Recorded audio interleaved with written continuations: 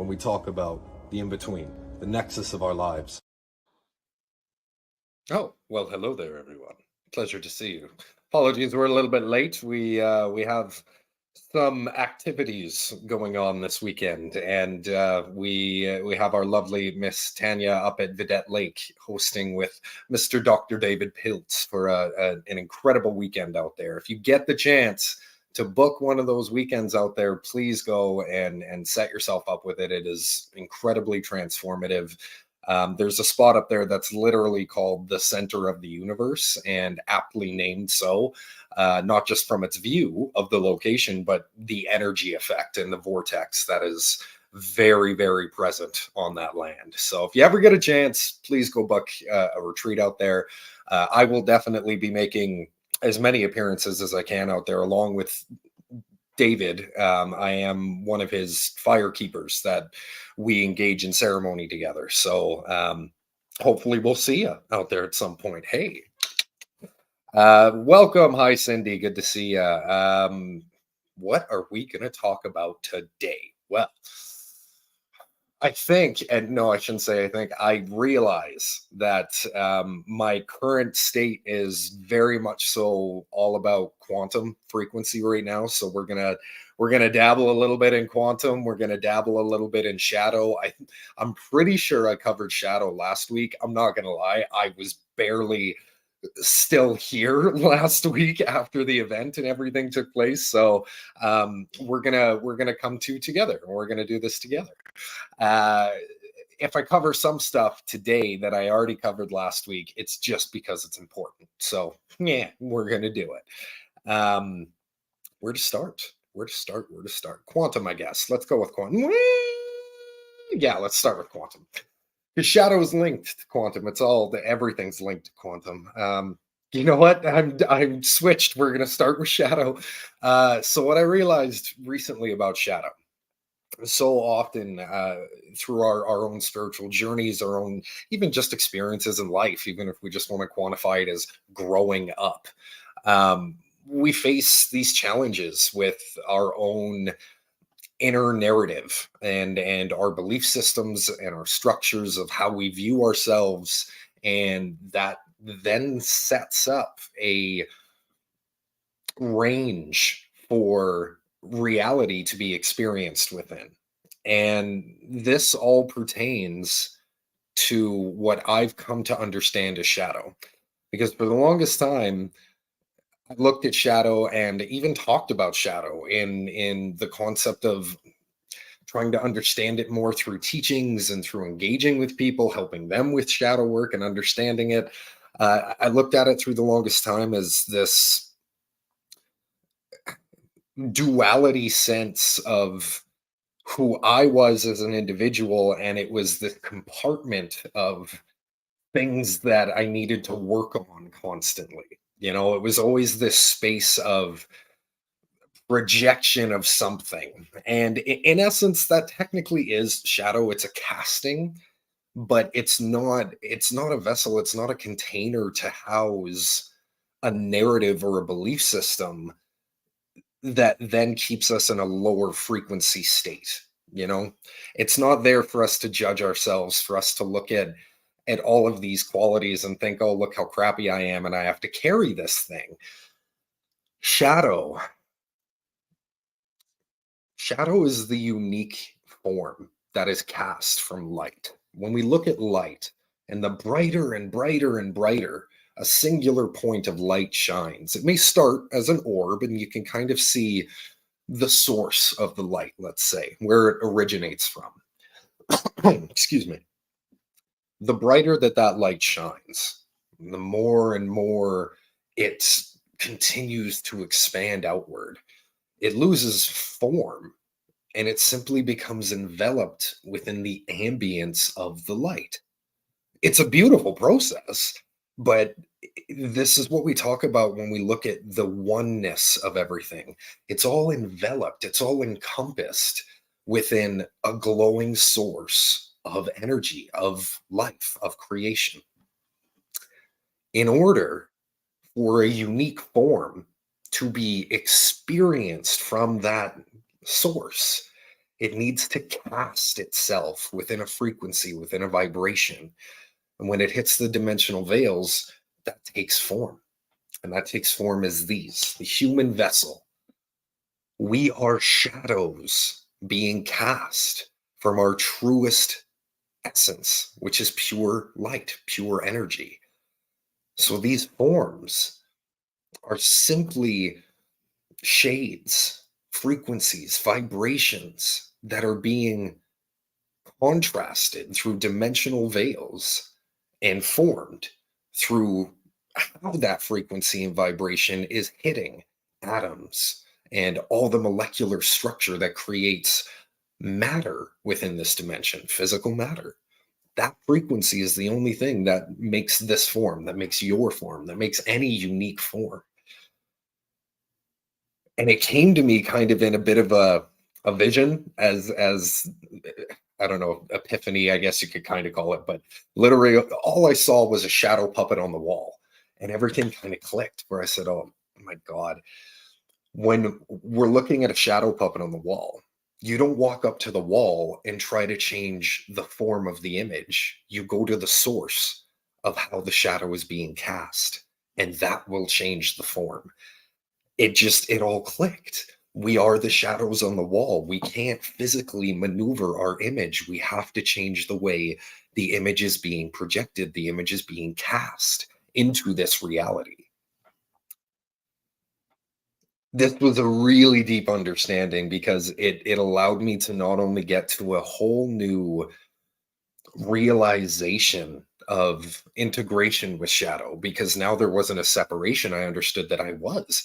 It wasn't something that I had to accept as another part of myself. I am a shadow.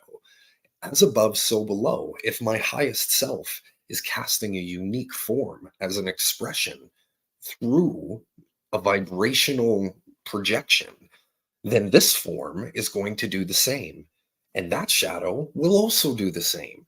It's the levels of infinite creation. This is how we get parallel worlds and we get the multiverse as we talk about it.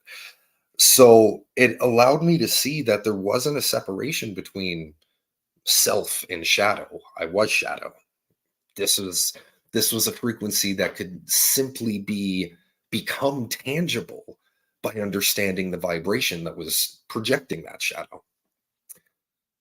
So it now allows me to look at the way I was looking at shadow through a human context, through a very, very different lens. And it allows me to say that that version of how I was looking at it was the stepping stones that I needed to get to help realize this new concept within myself. But now when I look at the human shadow that is being cast from this vessel, at times I'm now really looking at it as the unique form of energy within any given scenario, any given series of events that is being called for, because without that casting, my presence would simply just be ambient, which is okay at times too. But understanding that when it's cast, it's being cast for a unique purpose. It's being cast to take form in some way. So having a conscious awareness now of not only the new principality of that energy being cast, but now knowing that my conscious intention behind the vibration of how that's being cast is going to change its form. It's going to change its interaction with reality. I have a very, very different relationship with that unique projection that is being called for in those scenarios. And this is all very new realizations, but at the same time, it's only new within the concept of human mentality, because as I'm coming to the realizations of it, the familiarity of it, the calmness, the confidence that comes with it, it feels ancient. It feels like it's always been there, because it has. And this is where we go into the quantum, where when we talk about the quantum and we talk about the multiverse, it is the truest essence of that all-encompassing connectivity and unification within the universe, the all oneness that we talk about. That is the quantum energy, where everything, the infinity exists all simultaneously. There is no concept of separation. There is no up, down, left, right. There's no straight lines. There's no emotion. There's no good. There's no bad. There's no positive. There's no negative. It all exists all at once. It's all simultaneous unification. So, thinking about it from that concept, if this is our truest essence, if that's the highest source of energy and creation that we come from, thinking about why we're projecting ourselves into this life lets us look at things like time, like the series of events that play out in our reality a little bit differently, where we get to see that there really isn't anything beyond the immediate now, because that quantum energy contains everything all at once. So if all we get to experience is the right now, and if everything happens instantaneously and simultaneously within the quantum, in order to experience different levels and expressions of creation, it had to project a unique form to experience something beyond a simultaneous, instantaneous creation. So we got cast as these forms through the dimensional veils. That quantum energy brings us down, and it gives us a concept of what we've come to know as time, which in essence is simply the progression or stages of creation being slowed down on a quantum level, if we want to use the term slowed, or being shown to us on a quantum level step by step. So instead of being in that ether, that quantum energy of experiencing everything all at once simultaneously with no separation, no dictation, no unique form, it all was, which is beautiful. To experience something unique, it had to come down. And when it comes down, it goes, wow, not only do I still get to experience creation, but now I get to see the process of it step by step. How exciting! That's one of the biggest, if we want to call it reasons or purposes, that we came down. And this is one of the things that is constantly explained about through that big question that's been asked timeless times over. What is the meaning of life? To live.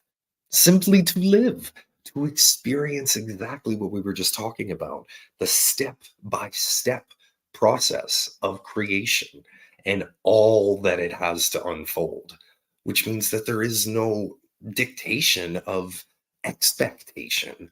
True balance means simply allowing, accepting the process as it comes to us. So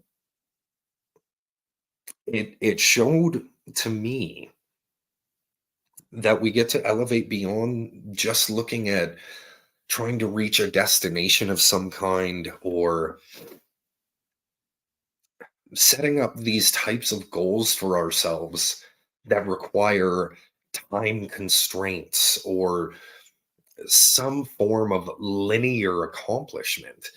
Because linearity, when we're really realizing our reality through the quantum effect, linearity doesn't necessarily exist anymore.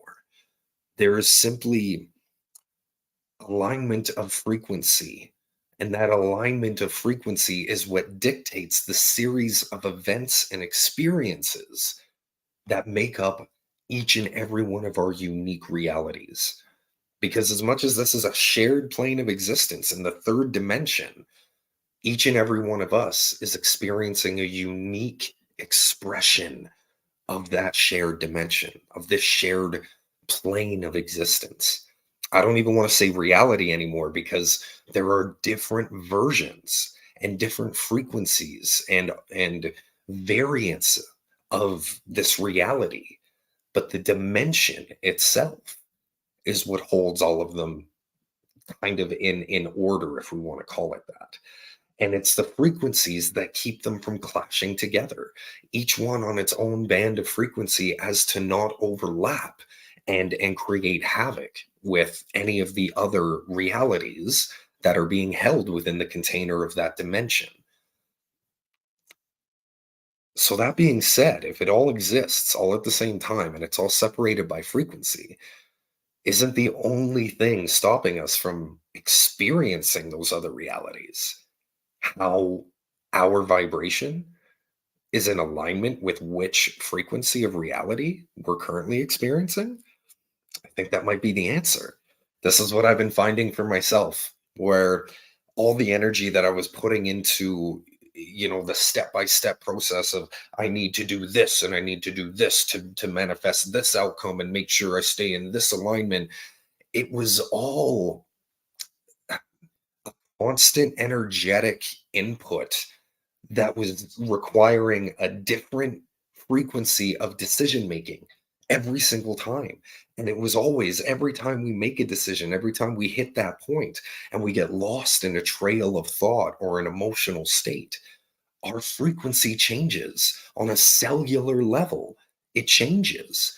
Those are the tingles. These are all the inside out vibrational energetic feelings that we get in our bodies. That's the frequency shift.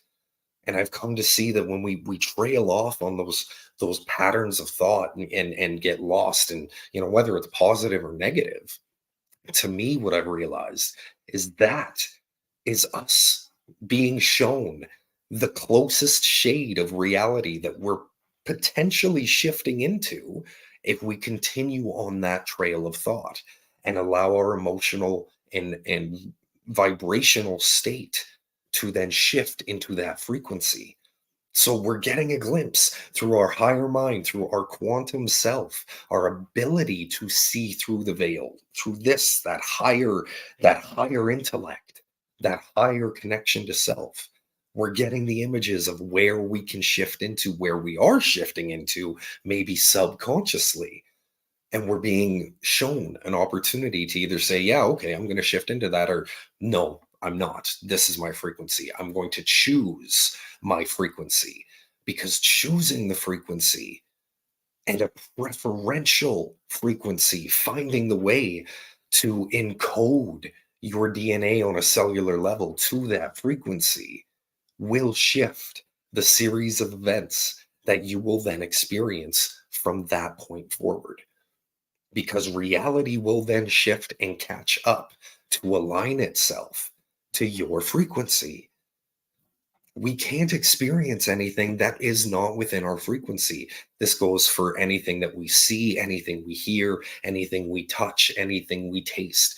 There is nothing beyond our given sense of aligned frequency that we can experience.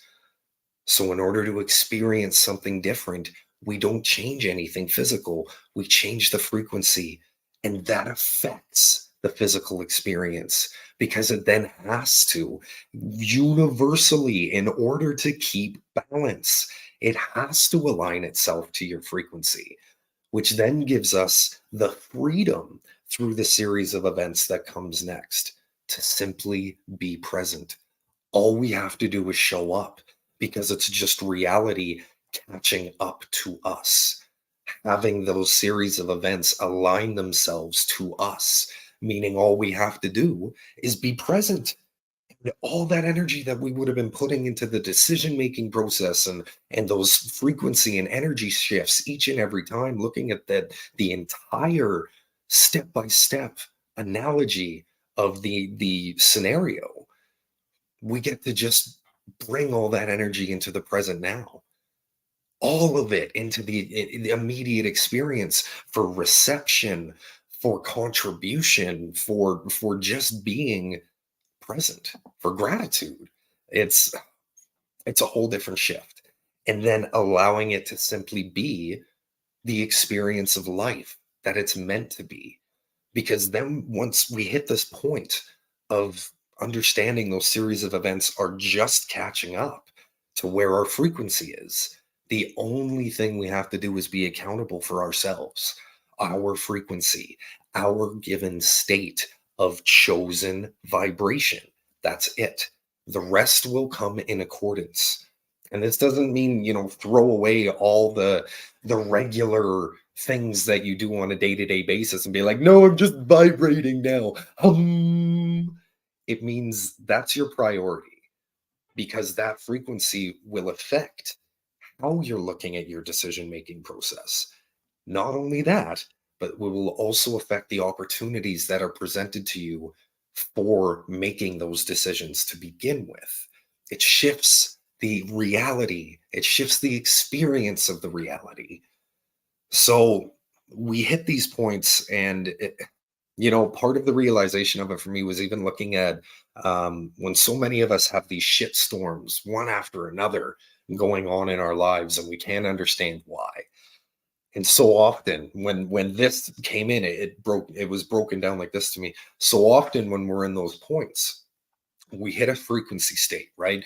Our belief system, our emotional state, all of that will shift the vibrational frequency, and it puts that out, and it starts to shift the next series of events to catch up to that state.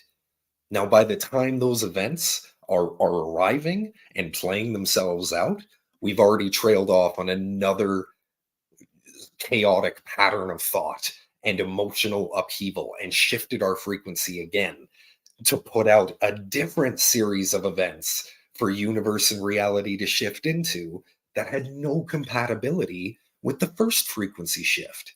So by the time those events are catching up to the first ones, they're at odds with each other and they're clashing against one another because we're not taking a conscious accountability of the frequencies that we're shifting into constantly. Like this is a not just a once a day thing. This is an all day, every day activity that I'm finding. It's that is the priority, right? And then again, it shifts all of the perspective on the rest of reality as it's being presented to us.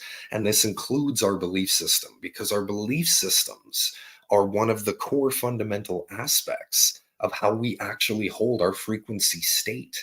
And we don't even realize it because so often our beliefs are so ingrained into us, we don't even take awareness to them. We just think, oh, it's part of who I am. Technically, that's true, but only if you believe it. It's an incredible power to hit this new realization of what beliefs actually do to us, for us, through us, and because of us. Ooh, that's a shift. Our belief structure, like I was saying, it is that fundamental resonance of how we see ourselves as who we are. And that is what then casts itself out through the multiverse and shows up and says, this is who I am. So when we're looking at belief systems, and I'll use this example, if people are someone's trying to call in money, abundance into their world, for example, let's say abundance. Someone's trying to call in financial abundance, but they have this belief that money is the root of all evil. But I need abundance. I need this. I need that. But money's the root of all evil. There's no cohesion. It will constantly be pushed away. It's two sides of a magnet, right? And not the opposite sides, two sides of the same magnet. Pushes away. Our belief system has to be in alignment with the chosen frequency or the preferred frequency. And how I'm starting to realize this for myself is I'm actually starting to realize beliefs and my whole structure of beliefs are an incredibly tangible part of how I experience reality. And I no longer structure them solely as who I am as an individual, because who I am is a shadow that's being cast. So within that shadow comes the frequency of a structure of perception of beliefs, of what it means to experience those beliefs, and knowing that if I want to experience something different, I just have to change the frequency of that structure, of what I believe to be real, of what I believe to be my reality. It's an incredibly fine line that we start to have to walk with, not just honesty and accountability with ourselves, but surrender in order to allow what could be to be all that it could be. Because there's this other little thing that I know so many of us have troubles with, which is expectations. And the more that we start to garner deeper understandings and deeper realizations of these new states, these new frequencies, how to practice shifting our states and shifting our frequencies, it comes with a bit of a layer of expectation to it. And I think we can all be honest with ourselves that that's the case. For most of us, when we start this process, we're starting to discover something about ourselves or heal something about ourselves, right? So there's an expectation, whether we want to acknowledge it or not, that comes with starting this journey. I will find enlightenment. I will find healing. I will find this. I will find that. However, your picture gets framed, let's word it that way. Um, that expectation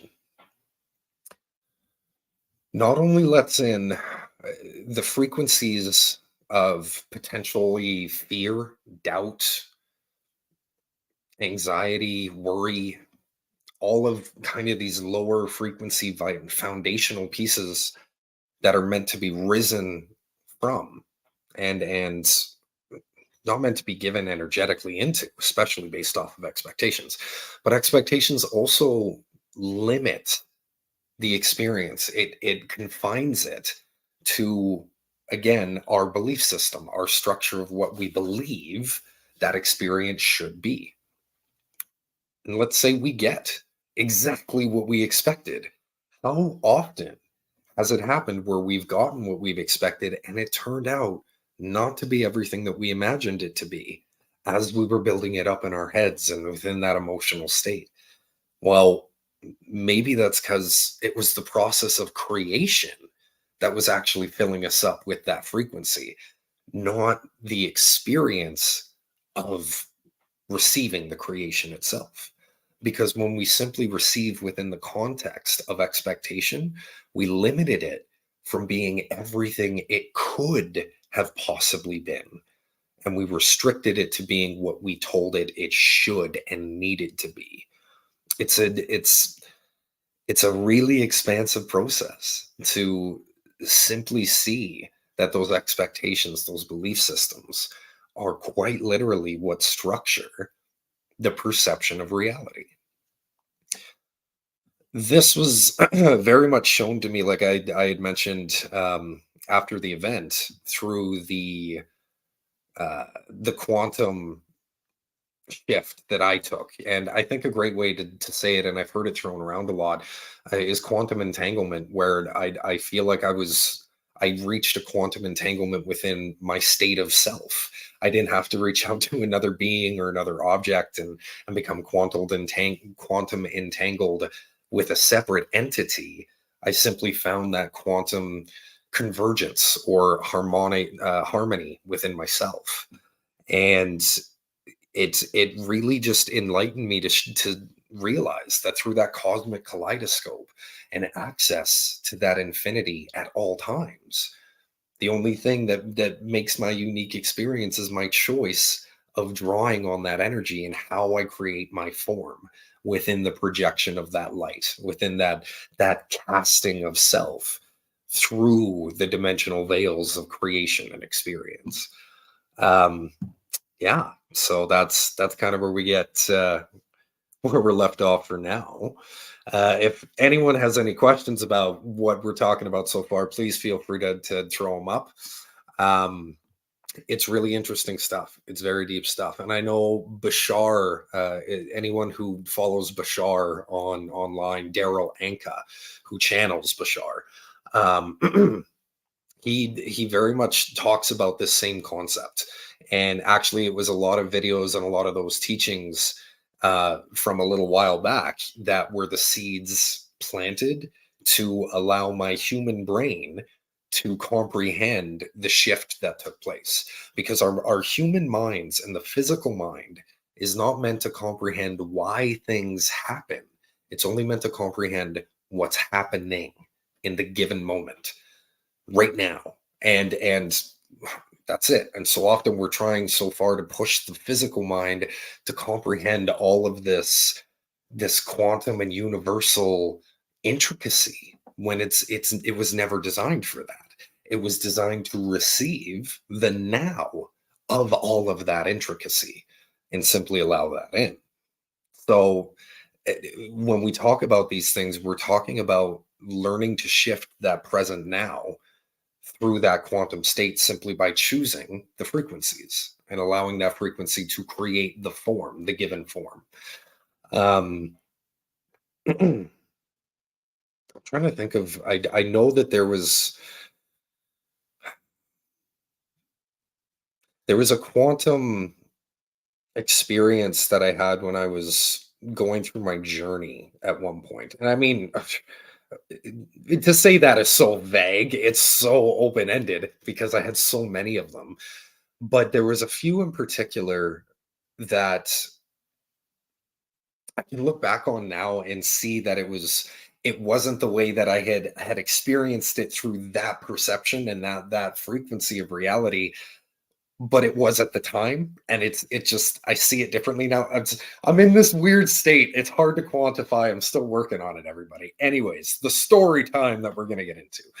I was learning to accept myself as a gatekeeper. I was told at the time through spirit guides and through visions that I was a gatekeeper, and my wounded belief system at the time was allowing me to conceive to the fact that concede, I should say, concede to the fact that one of those gates that I was keeping was housing a demon. There was this big dark force inside of me, and I had to keep it back, and that was the reason I was experiencing all these horrible events. And again, belief structure, right? My whole belief system was why I had the experience of reality that I was. I believed in that negativity. I believed in that version of experience. So as I was elevating and releasing those blockages and those chains that were holding me back within that concept, I realized that the gatekeeping was it elevated from demon keeper to knowledge keeper to cosmic doorway initiator, doorman, if you will. This way, please. Yes, table on your right. It was kind of one of those.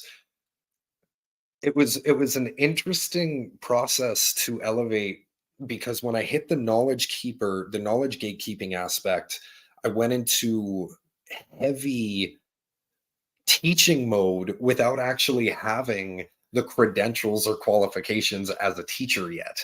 But this was the energy that I was keeping. This was the energy that I had access to. So I simply was learning about that flow of energy and allowing it to go. At times it was very intrusive, and I certainly went through a growth spurt of spiritual arrogance at that point because there was um a learning of how to filter that information within the concept of how people are ready to receive. I will never filter something in the aspect of I shouldn't say this. It's what is the frequency of who I'm speaking to, and how can I compatibly align what I'm trying to express with their frequency. So I learned about all that, and then I jumped to the cosmic doorway stuff, and I started playing around with actually opening up cosmic doorways. And one of the first things that I did was I was working at a bar in Calgary, and it was one of my first management jobs, and this place had just ugh energy in it, like just heavy, heavy, droopy, icky, contaminated energy.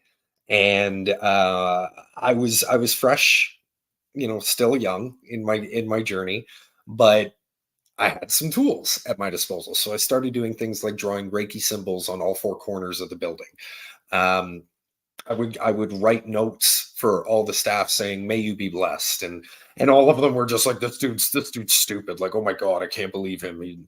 And I remember there was the one day I felt presence, right? I started to as I was affecting the frequency of the actual building itself. I felt presence start to come in, and there was one of the waitresses who was walking into the back, and she was dropping some dishes off or something. I can't remember exactly, but she walked into the back, and I saw the spirit of a little boy run behind her and like into one of the corner closet rooms, and she felt it, and she like dropped everything, and she turned around quick, and she goes, "Oh my god, what was that?" And I saw what happened, but I didn't want to scare her, so I just said, "Nothing, it's fine. Just go about your day. It's okay. Don't worry about it." So I let her think, it was nothing. I didn't want her to not feel comfortable in her place of work. But when she left the kitchen, I called him out and I said, "Hey, buddy, you can't be doing that to the waitresses here because you're gonna terrify them." And he just liked to play pranks. But when I'm saying this to them, he's just staring at me, just deadpan staring at me, and I go, "Oh shit! Is this like is this one of those little girl ghosts on the tricycle things situations? Like, what's happening here? Red rum? Is that what I just called out?" But the next day, he shows up again, but he's got his sister with him, his older sister, and they're both kind of staring at me. But instead of just deadpan staring at me, they smile, and they're looking, and they're talking to each other. And I go, "What's happening here?" And that was it. That was the encounter for the and it was a couple days or something after that. The sister came back, but there was another girl with her. And I said, "Okay, hi, what's happening?" And the sister says, "Oh, I just wanted to show her that you can see us." And I said, "This is interesting." And then I start seeing a family. So the mom, the dad showed up, the brother, the sister, they're all hanging out.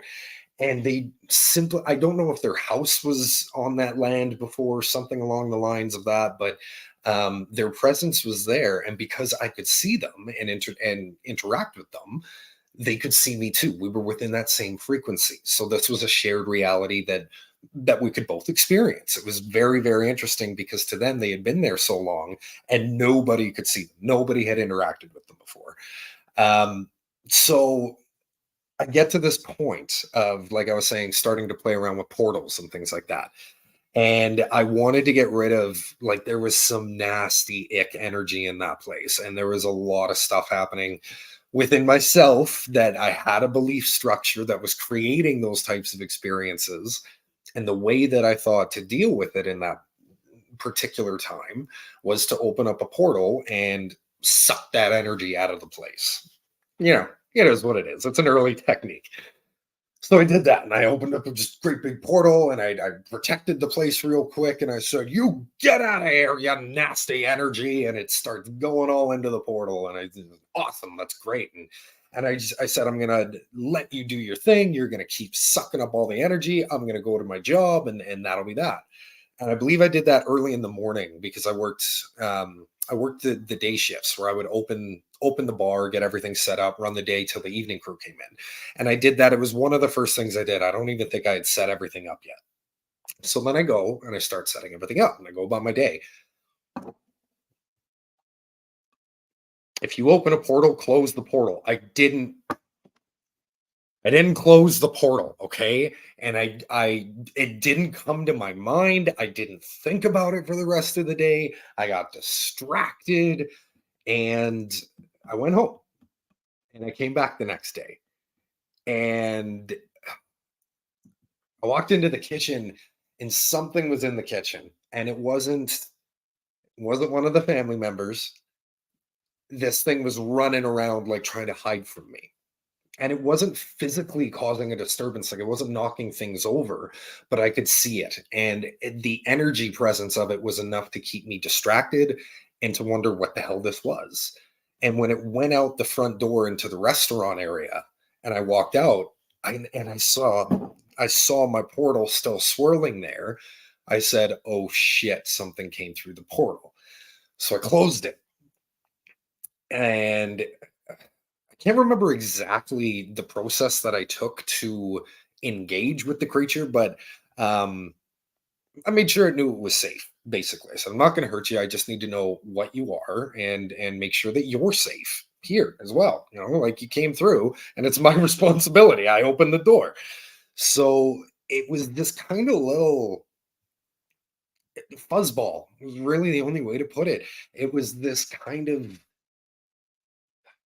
very furry looking crystal like wrapped around itself, and it had little appendages. It had a bunch of limbs. I think it had like six or something limbs on it, and the rest of its features were kind of covered up by all this hair. So if we think of like a little mini version of cousin it from the Adams family, almost real tiny little ball like that with a bunch of little, like 6 feet, let's say, something along those lines.